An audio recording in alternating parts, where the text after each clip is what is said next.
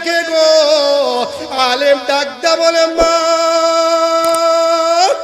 ও মা আমার বিশ্বাস হয়েছে তোমার স্বামীর কবরে কেন জান্নাতি সুগেরান আসতেছে। আমার মা বিশ্বাস হয়েছে কিন হয়েছে তোমার স্বামী যে কোরআনের সাথে সম্পর্ক রাখছে, কোরআনকে চুমো খাইছে, কোরআনকে মহাব্বত করেছে, এই কোরআনকে মহাব্বত করার কারণে তোমার স্বামীর কবর থেকে জান্নাতি সুগেরান আসতেছে। এ শুধু তাই না, শুধু তাই না, ভারতের 1 লক্ষ হিন্দু খ্রিস্টান এই দৃশ্যটা দেখে বলে ইসলাম ধর্ম সত্য আর আমাদের বিশ্বাসের বাকি নাই। আমরা পড়ে নিলাম লা ইলাহা ইল্লাল্লাহু মুহাম্মাদুর রাসূলুল্লাহ সাল্লাল্লাহু আলাইহি ওয়াসাল্লাম। এজন্য বলি বাবা এই লক্ষ্য করে দেখো, লক্ষ্য করে দেখো কামা বারাকতা আলা ইব্রাহিম ওয়া আলা আলি ইব্রাহিম ইন্নাকা হামিদুম মাজিদ। আলহামদুলিল্লাহ।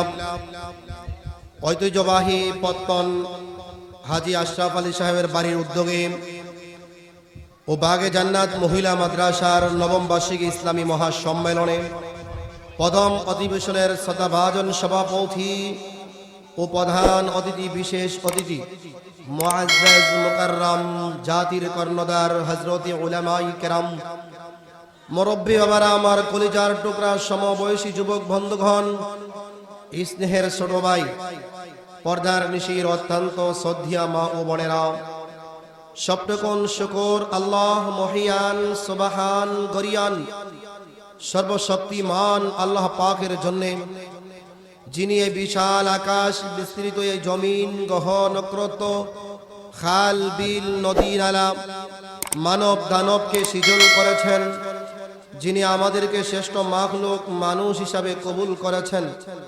আসুন সেই মনিবের দরবারে অবনত চিত্তে হৃদয়ের আবেগ অনুভূতি উজাড় করে একই সুরে সমস্বরে আমরা সকলেই বলি আলহামদুলিল্লাহ।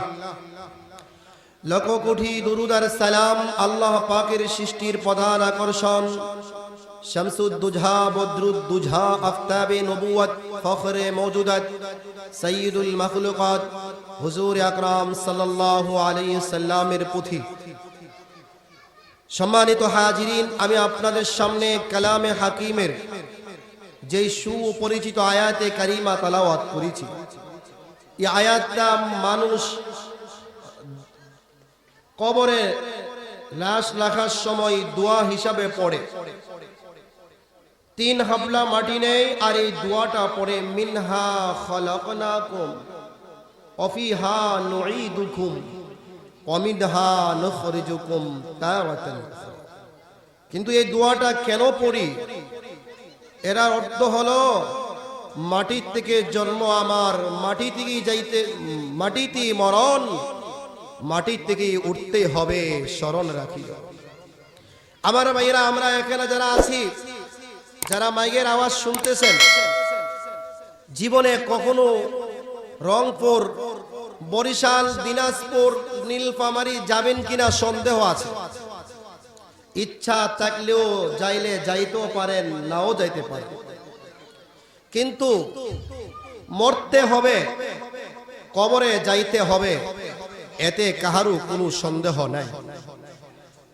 আপনার বাবা ছিল, এই মাহফিল যার উদ্যোগে হয়েছে, যার থেকে আমরা পরামর্শ নিয়ে মাহফিল করতাম, মরহুম হাজী আশরাফ আলী সাহেব আজকে দুনিয়ায় নাই। বাড়ির অনেক মুরব্বী ছিল, তারাও চলে যাচ্ছে। আমার আপনার একদিনই যাইতে হবে। হে আমার পত্তনের বাবা, আমার সমবয়সী যুবক বন্ধুগণ, দিলের কান লাগাইয়া শুনবেন, হিসাবটা মিলান, হিসাবটা মিলান। আপনার ছোট ভাইটা কিন্তু কবরে চলে গেছে, আপনার চিরালটা কিন্তু এখন আমার আর আপনার। তোমার ছোট ভাইটা কবরে চলে গেছে, তোমার বাবা দুনিয়ায় নাই, তোমার দাদা দুনিয়ায় নাই, তুমি আমিও থাকবো না। এজন্য দুনিয়ার পিছনে না দৌড়াইয়া আমলের পিছনে দৌড়াও। কেন আমলের পিছে আমরা দৌড়াবো? এরে ভাই একটু হিসাব করে দেখেন, হিসাব করে দেখেন, আপনার পিছনের দিকে তাকাইয়া দেখেন, আপনার ছোট ভাইটা কিন্তু কবরে চলে গেছে, আপনার বাবা দুনিয়ায় নাই, আপনার দাদাও কিন্তু কবরে চলে গেছে। এই হিসাব মিলাইয়া দেখো, যাদের চামড়াগুলো খচায় গেছে, যাদের মাথার চুলগুলো পেকে গেছে, এরে যুবক ভাই একটু হিসাব করে দেখো, তোমার ছোট ভাইটা কবরে চলে গেছে, তোমার বাবা দুনিয়ায় নাই। হিসাব মিলাও, হিসাব মিলাও। এখন সিরালটা কিন্তু তোমার আর আমার, সিরালটা কিন্তু তোমার আর আমার। এ মালাকুল মউত আজরাইল মানুষের পিছনে গুর গুর করে বেড়ায়। যেদিন আমার মালিকের আদেশ হয়, আর যখন আমার সামনে আর আপনার সামনে দাঁড়ায়া যাবে, এ টাকাওয়ালা ভাই, এ বাড়িওয়ালা ভাই, হিসাব মিলায়া দেখো গো, আজরাইল আলাইহিস সালাম যখন মানুষের সামনে এসে দাঁড়াইয়া যাবে, গুনাহগাররা তাকাইয়া তাকাইয়া দেখবে আজরাইলের ভয়ঙ্কর চেহারা, আজরাইলের ভয়ঙ্কর চেহারা। চোখগুলো যেন মনে হয় আগুনের ফুলকির মতো, প্রত্যেকটা পশমের গুড়া গুড়া থেকে আগুনের ফুলকি বাইর হতে থাকবে। এরে ভাই, আজরাইলের মাথাটা থাকবে সাত আসমানের উপরে, পাড়া থাকবে সাত জমিনের নিচে, আর একটা হাত পৃথিবীর পূর্ব প্রান্তে, আরেকটা হাত পৃথিবীর পশ্চিম প্রান্তে। আজরাইলের ভয়ঙ্কর চেহারা দেখে গুনাহগার পালাইতে শুরু করবে, পালাইতে চেষ্টা করবে, কিন্তু পালাইতে পারবে না, পালাইতে পারবে না। 360 মোকামের রুহুটা শুধু দৌড়াইতে থাকবে, দৌড়াইতে থাকবে। পালাইবার চেষ্টা করলো, পালাইতে পারবে না। এ টাকাওয়ালা ভাই, হে দাড়িওয়ালা বাড়িওয়ালা ভাই, হিসাব মিলাও গো।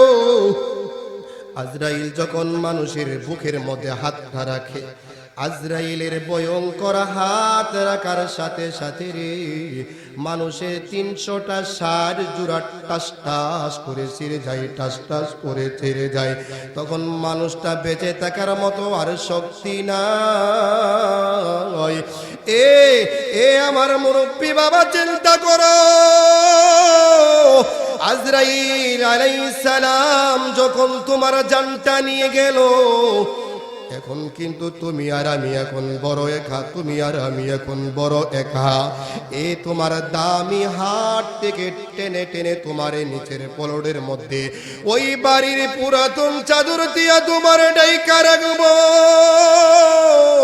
কত মানুষ এসে তোমার দিকা দিকা কাঁদিবে, তোমার কিন্তু জবাব দেওয়ার মতো কোনো শক্তি নাই, তোমার জবাব দেওয়ার মতো কোনো শক্তি নাই। তোমার খাটের মধ্যে রাখবে না। একদল লোক চলে যাবে বাজারে কাপড়ের কাপড় কেনার জন্য, একদল লোক চলে যাবে বাজারে আপনার জন্য বাস কেনার জন্য, আরেকদল লোক চলে যাবে বাজারে আপনার জন্য, আরেকদল লোক যাবে কবরস্থানে কবর খনন করার জন্য, আরেকদল লোক আপনার বাড়ির কিনারায়, আপনার বাড়ির কিনারের মশারি টানাইয়া গরম পানি করাইয়া গোসল করাইয়া জরমের মতো 3টা কাপড়ের প্যাকেটের মধ্যে ঢুকাইয়া তোমার পায়ের মধ্যে একটা বান দিবে, মাথার মধ্যে একটা বান দিবে, কোমরে একটা বান দিবে। তোমার কিন্তু জবাব দেওয়ার মতো কোনো কিছু থাকবে না। হাটের ডাকান্দি নিয়ে হতে পারে মাটি তোমার জানাজাটা হতে পারে। এরে ভাই, কিসের জন্য দৌড়তেছেন, কিসের জন্য দৌড়তেছেন? কত মানুষ জানাজা পড়াইয়া কিছু মানুষ বাড়িতে চলে আসবে, আর কিছু মানুষ আপনার কবরে কবরে ডাল বাজার ঘাটে হাটে রাখিয়া একটা লোক টপ টপ করে কবরস্থানে নেমে যাবে। কেউ তোমারে মাথায় ধরবে, কেউ কোমরে ধরবে, কেউ পায়ের মধ্যে ধইরা এ কবরে দিয়া তোমারে চাঠাই দিয়া বাজি দিয়া মাটি দিয়া সকলে চলে আসবে। হিসাব মিলায়া দেখো, হিসাব মিলায়া দেখো, যারা কবরস্থানে গেল কেউ তোমার সাথে থাকবে না, কেউ তোমার সাথে থাকবে না, এ সকলে চলে আসবে। মানুষ আইসা আরামের বিছানায় থাকবে, তার ঘরের ভিতরে বাতি জ্বালাইবে। এ টাকাওয়ালা ভাই হিসাব মিলায়া দেখো, তোমার ঘরে কিন্তু এখন কেউ নাই। অন্ধকার কবরে আলো নাই, বাতি নাই। অন্ধকার কবরে যাবে নেক আমল। তুমি যা আমল করবা, তুমি যা আমল করবা, এই তুমি মাহফিলে এসা যে নেক আমলগুলো করেছো, এ নেক আমল তোমার কবরে বাতি জ্বালাবে, তোমার কবরে বাতি জ্বালাইবে। মানুষ যখন কবর থেকে 40 কদম দূরে চলে আসবে, দুইজন ফেরেশতা আপনার সামনে এসে দাঁড়াইয়া যাবে। একজন নাম মুনকার, আরেকজনের নাম নাকির। মুনকার নাকির আপনার কবরে দাঁড়াইয়া 3 সওয়াল আপনারে করবে। রে আল্লাহর বান্দা জবাব দাও, আমার রব্বুকা। রে আপনি যদি মুমিন বান্দা হয়ে থাকেন গো, আপনার যদি নেক আমল থাকে, আপনার যদি নামাজ নামক আমল থাকে, আপনার আমল যদি হজ নামক আমল থাকে, আপনার আমলে যদি যাকাতের আমল থাকে, বান্দার জবান দিয়া অটোমেটিক বাইরে হয়ে যাবে রব্বি আল্লাহ, আমার রব আল্লাহ, আমার রব আল্লাহ। এ মুসলমান, কত মানুষ বলেন হুজুর রব্বি আল্লাহ আরবি তো বুঝি না, বাংলা বলেন, কিভাবে কবরের চোয়াল রাখবেন? আমল শোনেন। এ আমার মা বোনেরা, আজকের এই মাহফিল থেকে একটা আমল যদি আপনি করতে পারেন, আজকের হাজী আশরাফ আলী সাহেবের বাড়ির মাহফিল ধন্য হবে। হাদিস শরীফে এসেছে, কোন ব্যক্তি যদি ফজরের নামাজের পরে 3 বার বলে, আমলটা ভালো করে শুনবেন, কোন ব্যক্তি যদি ফজর নামাজটা পড়া 3 বার পড়ে, রাদিতু বিল্লাহি রাব্বাও ওয়া বিল ইসলামি দীনা ওয়া বি মুহাম্মাদ সাল্লাল্লাহু আলাইহি ওয়াসাল্লাম, রাদিতু বিল্লাহি রাব্বাও ওয়া বিল ইসলামি দীনা ওয়া বি মুহাম্মাদ সাল্লাল্লাহু আলাইহি ওয়াসাল্লাম।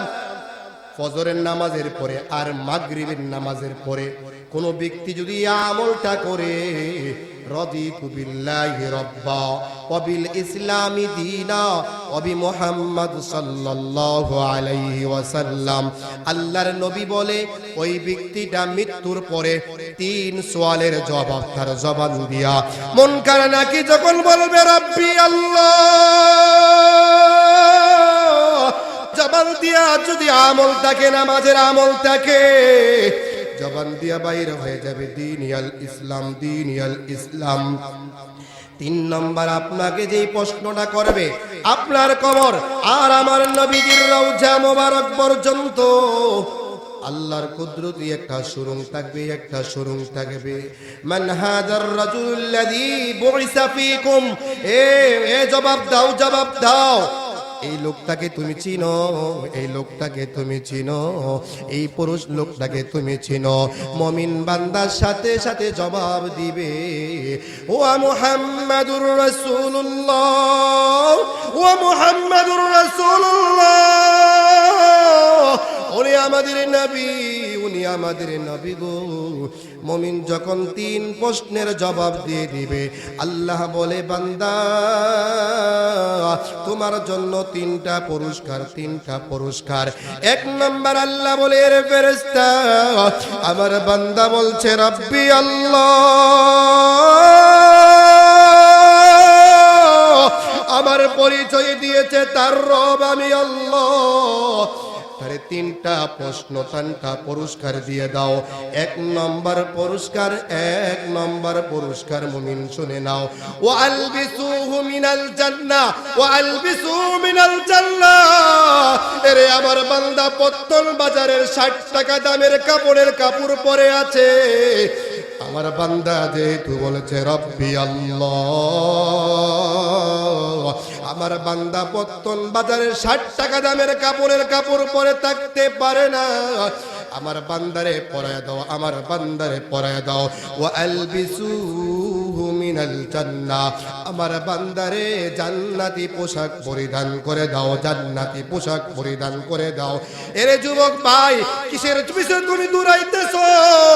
কিসের জন্য তোমার জীবনটা কাটাইতেছো? এই আমল নিয়ে কবরে যাও, আমল নিয়ে কবরে যাও। বান্দা যখন জবাব দিবে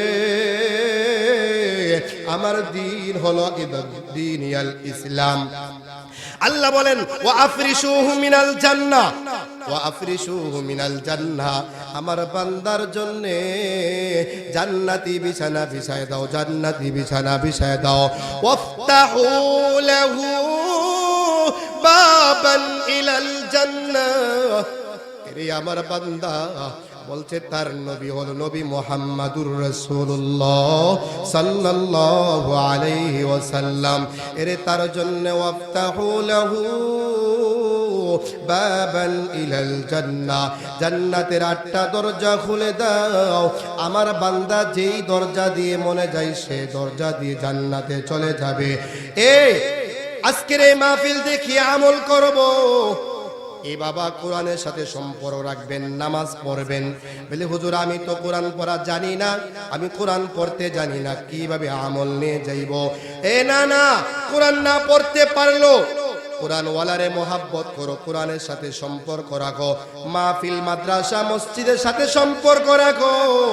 ছেলে মেয়েরে মাদ্রাসায় পড়াও, মাদ্রাসায় পড়াও। একটা ছেলের ও মাদ্রাসায় পড়ালে অনেক আপনার লস নাই। মনে রাখবেন কোরআনের সাথে সম্পর্ক থাকলে, যার একটা বাস্তব ঘটনা, কবরে আপনার জন্য মুনকার নাকিরের সওয়াল জবাব আসান হয়ে যাবে। এই মনোযোগ দিয়া ঘটনাটা শুনেন, মনোযোগ দিয়া ওয়াকিয়া শুনেন। আজ থেকে 50 বছরের আগের কথা। ইন্ডিয়াতে একটা কৃষক ওই কৃষকে সারা দিন মাটি কাটে, সে কোরআন পড়তে জানে না। ওই লোকটা যখন মারা গেলেন, মুসলিম পরিবারের লোকটা মারা যাওয়ার পর তার ছেলেরা বড় বিভাগে পড়ে গেছে। বাবার লাশ কেমনে দাফন করব জানি না, বাবারে কিভাবে দাফন করব, গোসল করাইতে হবে আমরা জানি না। দূর দিয়েছে এলাকার মুরব্বী বাবার কাছে, দাদু ভাই এই দেখেন বাবা মারা গেছে, কিভাবে গোসল করাইতে হবে, কিভাবে দাফন করাইতে হবে আমরা জানি না। মুরব্বী বলে আমিও জানি না। বড় বিভাগে পড়ে আছে, বড় বিভাগে পড়ে আছে। কোরআনের সাথে কেন সম্পর্ক রাখবেন? আলেম রে কেন মোহাব্বত করবেন? আলেম রে কেন আদর করবেন? মনে রাখেন, আলেম কিন্তু আপনার বাবার আপনার জানাজা পড়াবে, আলেম আপনার কবরে দাঁড়াইয়া দোয়া করবে, আলেম আপনারে দাফন করবে, আপনারে গোসল করাইবে। ওই মুরব্বী বলে চিন্তার কোনো কারণ নাই। আমাদের এলাকার মধ্যে দারুল উলুম দেওবন্দের অনেক লোক আছে। আমাদের এই কলকারখানার মধ্যে চাকরি করে, এই রাস্তার মধ্যে 4 সন্তান দাঁড়ানো। হঠাৎ করে দেখে একজন মৌলবী সাহেব সাইকেল করে আসতেছেন। মৌলবী সাহেব আপকা খারা হোগা। দেখেন বাবার লাশ চাদরের নিচে, দেরি করলে হয়ে যাবে সর্বনাশ। আলেম দোহাই লাগে আল্লাহর, দোহাই লাগে আল্লাহর, আমার বাবার একটু কাপন করে দিয়ে যান। মিয়া আলেম ওলামার মন বড় নরম, তাদেরকে যদি আপনি গালি দেন, তাদেরকেও যদি আপনি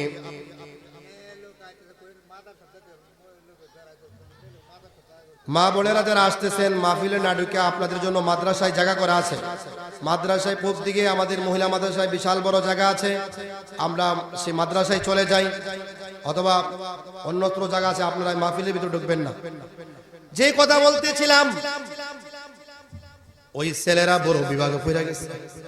আলেম আমার বাবার একটু দাফন করে দিয়ে যান, দাফন করে দিয়ে যান। আলেম চিন্তা করে দেখলেন এখনো তো 1 ঘন্টা আমার চাকরির সময় বাকি আছে, আমি তারে না একটু দাফনটা করেই দিয়ে যাই। আলেম বলছে যাও, বড়ই পাতা দিয়া গরম পানি করো, বাঁশের জারতে বাঁশ কাটো।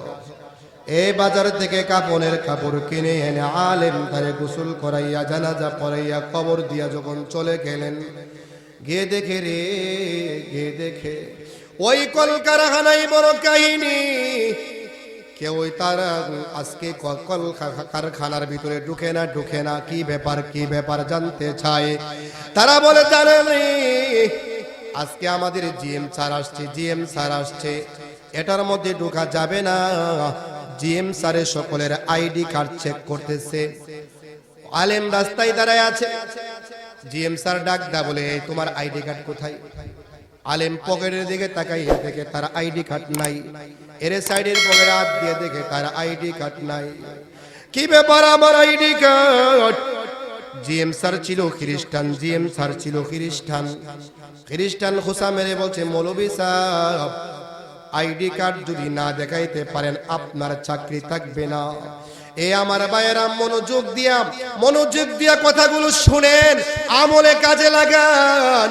কেন আলেমরে মোহাব্বত করবেন, কেন কোরআনের সাথে সম্পর্ক রাখবেন? ওই ইন্ডিয়ার কৃষক লোক মারে যাওয়ার পরে যে ঘটনা ঘটলো, এটা উম্মতি মুহাম্মদের জন্য আমার আপনার শিক্ষা। কেন রে বাবা কেন আমরা আলেম উলামাদের বয়ান শুনবো? কেন আমরা বয়ান শুনবো? এই আমলে লাগান। জিএম স্যার মৌলভী সাহেব বড় বিভাগে পড়ে গেছে, আমার আইডি কার্ডটা তো আমি পকেটে রাখছিলাম। তার একই আসতেছে, মনে হয় আমি যে কবরে নামছি আমার আইডি কার্ডটা কবরে পড়ে গেছে। যারা দাঁড়ায় আছেন একটু মেহেরবানি করে বসে পড়েন। আল্লাহ তাআলা আপনাদের এই আলোচনা বসাটার জন্য জরিয়া করে আমাদের জীবনের সমস্ত গুনাহ মাফ করে দেন। এদের সাথে ঘোরাফেরা না করে একটু মহানবাড়ি করে আপনারা বসেন। ওই লোকটা দৌড় দিয়েছে এলাকার ভিতরে। এ ভাই ডাক দিয়া বলে, ভাই আমি বড় বিভাগে পড়ে গেলাম, তোমার বাবার কবরে আমার আইডি কার্ড পড়ে গেছে। এরে আমার আইডি কার্ড যদি না থাকে আমার চাকরি থাকবে না, তোমার আইডি কার্ডটা, আমার আইডি কার্ড তোমার বাবার কবরে চলে গেছে। আমি এখন তোমার বাবার কবর খনন করতে চাই। ওই কৃষকের ছেলেরা জবাব দেয়, আমরা পারবো না, আমাদের এই সাহস হিম্মত নাই, কবরের ভিতরে আমরা ঢুকবো। আপনার যদি সাহস হয় আপনি কবরে ঢুকেন, আমাদের কোনো আপত্তি নাই। আলেমরা আল্লাহ ছাড়া কাউকে বই করে না।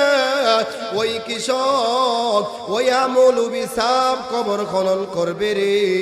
দিল্লিতে সারা মানুষে খবর সরে গেছে, অমুক মুসলিম পরিবারের লোক মারা যাওয়ার পর তার কবরের ভিতরে আলেমের আইডি কার্ড পড়ে গেছে। কবর খনন করবে। লক্ষ লক্ষ মানুষ এই দৃশ্য দেখার জন্য কবরের চতুর্দিকে ভিড় করছে। কবরের ভিতরে লাশ কেমন আছে আমরা দেখব। এ ভাই কি অলৌকিক ঘটনা!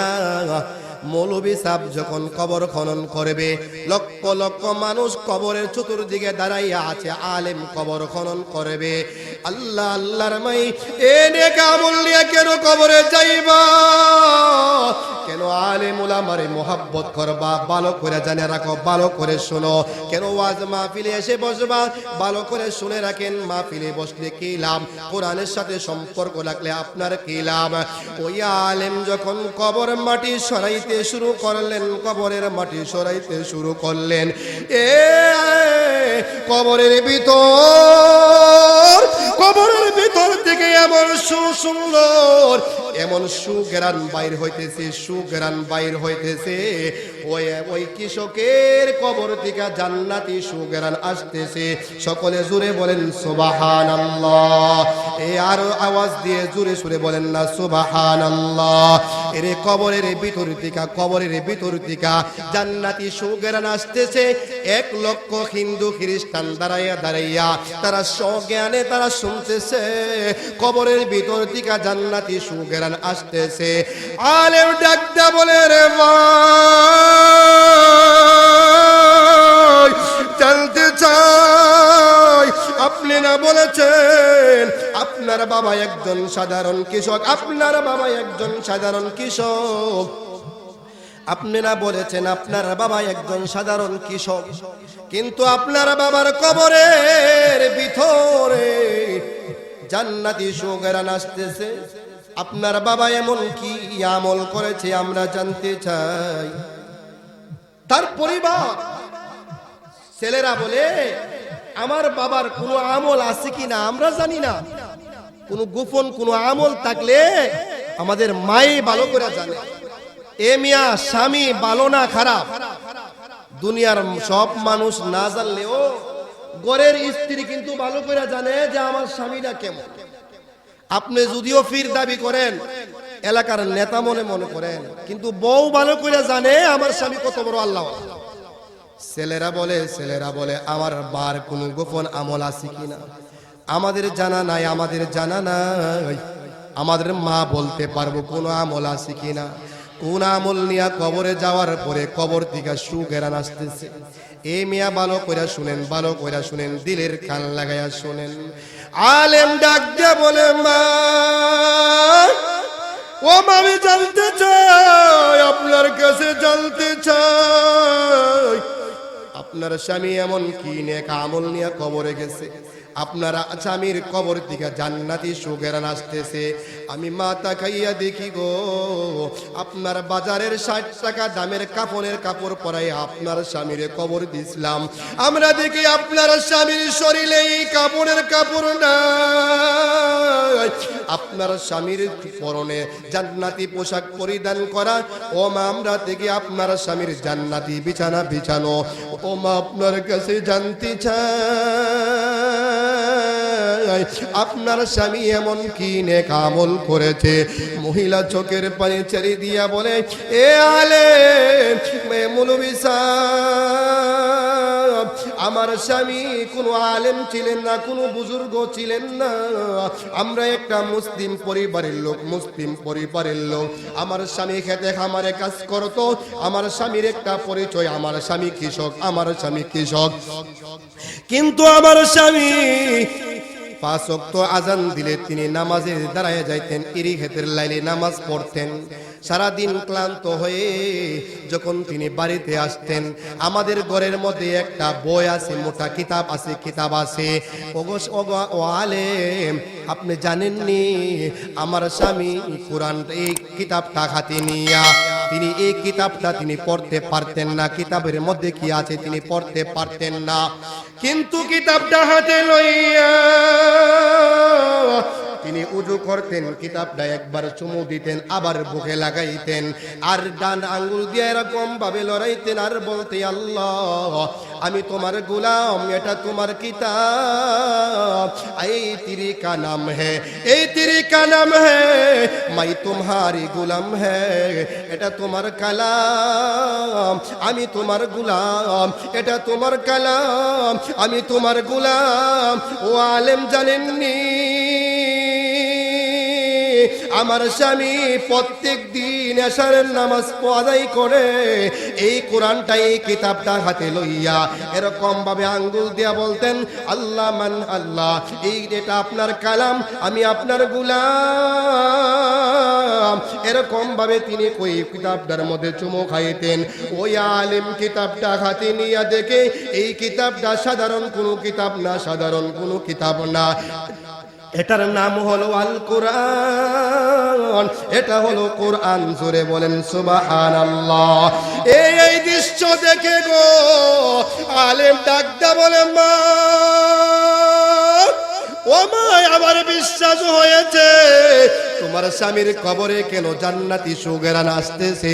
আমার মা বিশ্বাস হয়েছে, কিন হয়েছে, তোমার স্বামী যে কোরআনের সাথে সম্পর্ক রাখছে, কোরআনকে চুমো খাইছে, কোরআনকে মহাব্বত করেছে, এই কোরআনকে মহাব্বত করার কারণে তোমার স্বামীর কবর দিকে জান্নাতি সুগন্ধ আসতেছে। শুধু তাই না, ভারতের 1 লক্ষ হিন্দু খ্রিস্টান এই দৃশ্যটা দেখে বলে ইসলাম ধর্ম সত্য, আর আমাদের বিশ্বাসের বাকি নাই। আমরা পড়ে নিলাম লা ইলাহা ইল্লাল্লাহু মুহাম্মাদুর রাসূলুল্লাহ সাল্লাল্লাহু আলাইহি ওয়াসাল্লাম। এজন্য বলি বাবা, এই লক্ষ্য করে দেখো কিসের পিছনে দৌড়াইতেছো? তোমার বাবা কবরে চলে গেছে, তোমার ছোট ভাইটা কবরে চলে গেছে, তোমারও আমার কবরে যাইতে হবে। এজন্য কবরে কি নিয়ে যাইব, কবর কিভাবে শান্তি হবে? তিনটা আমল নিয়ে কবরে যান। এক নম্বর হলো তুমি দুনিয়া থেকে হও আখিরাতমুখী জিন্দেগি অবলম্বন করো। 2 নম্বর আমল, আমাদের আসল ঠিকানা জান্নাতে যাওয়ার জন্য তোমার পাগল থাকতে হবে। 3 নম্বর আমল, 24 ঘন্টা তুমি মৃত্যুর জন্য প্রস্তুত থাকবা।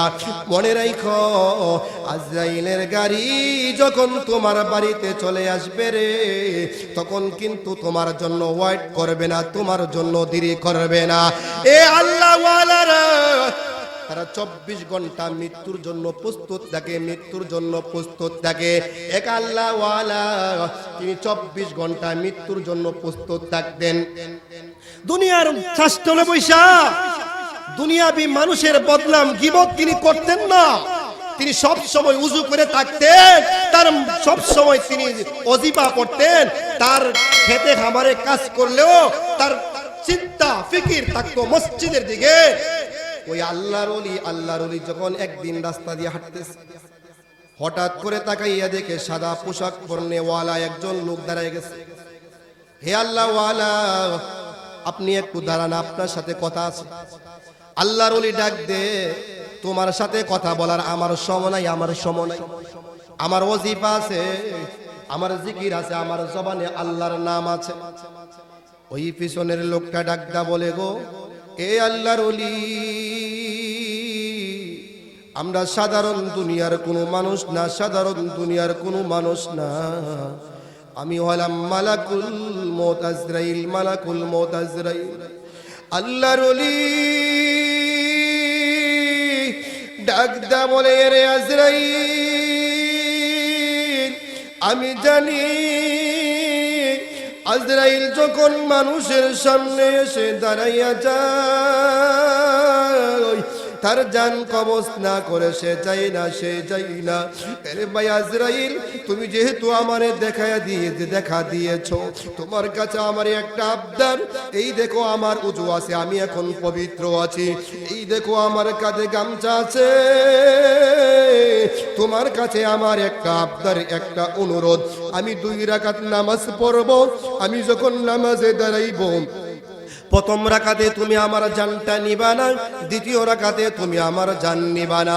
আমি যখন দ্বিতীয় রাকাতের সিজদায় যাব, যতক্ষণ পর্যন্ত তুমি আমার জান না নিবা, ততক্ষণ পর্যন্ত আমি সিজদা থেকে উঠব না। আমি চাই আমার মৃত্যুটা নামাজের সিজদায় অবস্থায় হোক। আমি প্রস্তুত আছি, তোমার কাছে এই সময়টা আমি চাই। মালাকুল মউত আজরাইল ডাকদা বলে, আল্লাহর ওলি,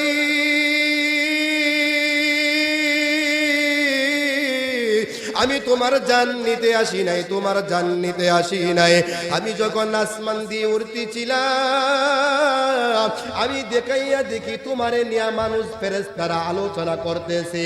এই মুখ এলাকায় একজন আল্লাহর ওলি আছে, যে নাকি 24 ঘন্টায় মৃত্যুর জন্য প্রস্তুত থাকে।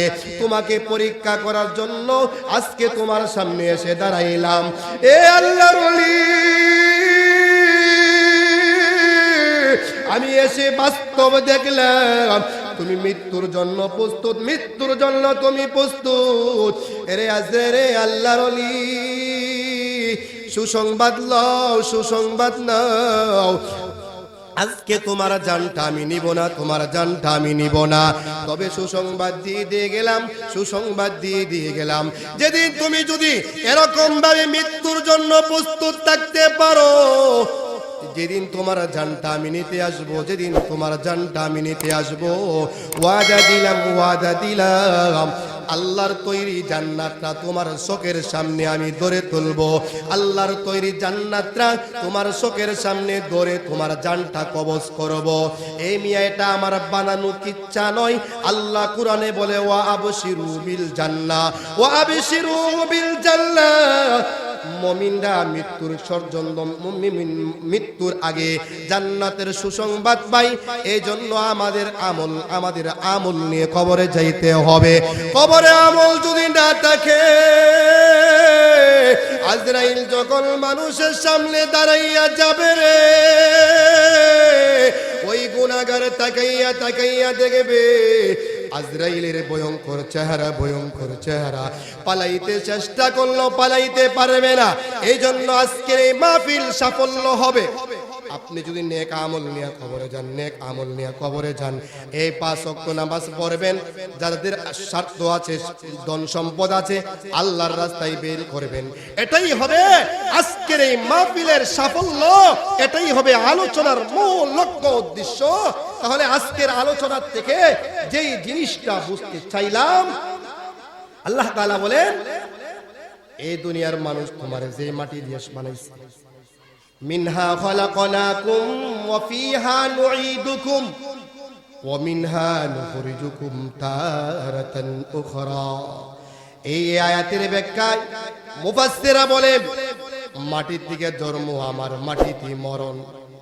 এই মাটির থেকে উঠতে হবে, স্মরণ রাখিও। এরে তোমার 60 বছর, 70 বছর, 80 বছর তোমার আমল কিভাবে কাটাইছো তোমার কিন্তু হিসাব দিতে হবে। তুমি যদি বেহালে চলো, তুমি যদি মদ গাঞ্জায় লিপ্ত হয়ে যাও, তুমি যদি নামাজ না পড়ো, তুমি যদি মানুষের ক্ষেতে লাইন কাটো, মৃত্যুর সময় মানুষ তোমারে নিয়ে ঠাট্টা করবে, তোমারে নিয়ে খুশি থাকবে।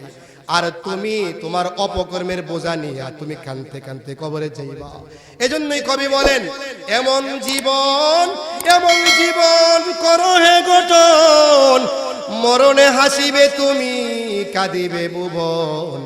এ তোমার আমল আখলাক, তোমার চরিত্র, তোমার ব্যবহার যদি ভালো থাকে, মৃত্যু সময় জান্নাতটা সামনে নিয়ে তুমি মরবা। তুমি হাসতে হাসতে আল্লাহর তৈরি জান্নাতে চলে যাইবা। দুনিয়ার মানুষ তোমার নিয়ে কাঁদবে। দেখো না আল্লামা শাহ আহমদ শফী, ওই আল্লাহর ওলি যখন মারা গেছে, লক্ষ লক্ষ মানুষ করোনার বই না করে লক্ষ লক্ষ মানুষ তারা জানাজায় শরীক হয়েছে। এ আল্লামা জুবাইর আহমদ আনসারীর জানাজায় লক্ষ লক্ষ মানুষ শরীক হয়েছে। আল্লামা নূর হোসেন কাসিমের জানাজায় হাজার মানুষ শরীক হয়েছে। পুরা দুনিয়ার মানুষ তার জন্য কান্দে। আর কত মানুষ মারা গেলে জানাজা পড়াইবার লোক খুঁজে পাওয়া যায় না। ওই আল্লাহর ওলি তার জীবন সুন্দরভাবে গঠন করেছে, মানুষ তার জন্য কান্দে। আর ওরা আস্তে আস্তে আল্লাহর তৈরি জান্নাতে চলে যায়। এই জন্য মিয়া এমন জীবন করিও না গঠন, মরণে কাঁদিবে তুমি, হাসিবে ভুবন। আর তোমার আমল আখলাক যদি ভালো না থাকে, তোমার চলতি ফিরতি যদি ভালো না থাকে, তুমি মৃত্যুর সময় জাহান্নামের ওই ফেরেশতার আজরাইলের ভয়ঙ্কর চেহারা দেখা তোমার কানতে কানতে তুমি মারা যাইবা। আর মানুষ তোমার নিয়ে ঠাট্টা করব। ওই সুরটা মারা গেছে, ওই ডাকাতরা মারা গেছে, আপনার নিয়ে হাসবে। এই জন্য আজকের এই মাহফিল, মিনহা খলাকনাকুম ওয়া ফিহা নুঈদুকুম ওয়া মিনহা নুখরিজুকুম তারাতান উখরা। এই মাটির থেকে তোমারে তৈরি করছি, এই মাটিতে যাইতে হবে। এই মাটির থেকে উঠাইয়া আপনার 60 বছর, 70 বছর, 80 বছর হিসাব দিতে হবে। এরে বাবা হিসাব মিলাও। কবরে যদি যাররা পরিমাণ গুনাহ নিয়ে কবরে যাও, কবরের মাটি এমন জুড়ে চাপ মারবে, ডান পাশের হাড় এসে বাম পাশে লেগে যাবে। এরে 99টা সাপ দেওয়া হবে। একটা সাপ দংশন করলেন, মানুষের ডান হাড্ডিটা ভেঙে বাম পাশে এসে লেগে যাইবা। হিসাব মিলাও। দুনিয়ায় সামান্য মশার কামড় সহ্য করতে পারি না, এ কবরে 99 সাপ কিয়ামত পর্যন্ত আমার আপনার সহ্য করতে হবে। এজন্য দুনিয়ার পিছে দৌড়াইও না, দুনিয়ার পিছে দৌড়াইও না, আখিরাতের পিছনে দৌড়াও। দুনিয়া তোমার পিছনে দৌড়াইবে, দুনিয়া তোমার পিছনে দৌড়াবে। এই আমল, নেক আমল নিয়ে কবরে গেলে আল্লাহর নবী বলে মুমিন মরে মরার সাথে সাথে আল্লাহর তৈরি জান্নাত তার জন্য খুলে দেওয়া হয়। আল্লাহ আমাদেরকে নেক আমল নিয়ে কবরে যেন যাইতে পারি, আল্লাহ তৌফিক দান করো। ওয়া আখির দাওয়ানা আনিল হামদুলিল্লাহি রাব্বিল আলামিন। আসসালামু আলাইকুম ওয়া রাহমাতুল্লাহি ওয়া বারাকাতুহু।